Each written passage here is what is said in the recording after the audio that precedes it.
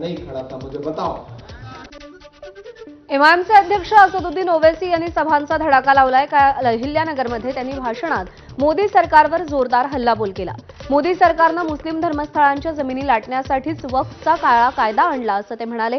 हिजाब घालणारी महिला देशाची पंतप्रधान होईल असं मी म्हणालो। बाबासाहेबांनी तसा अधिकार संविधानाद्वारे आम्हाला दिलाय याचा पुनरुच्चारही त्यांनी केलाय।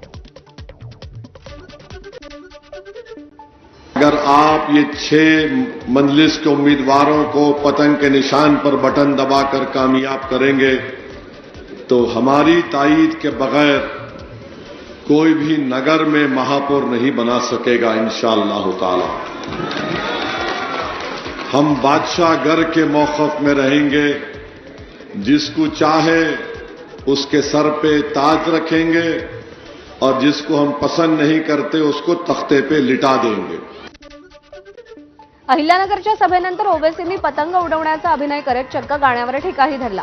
ओवैसींचं हे रूप बघून सभेला आलेले सगळेच जण खुश झाले।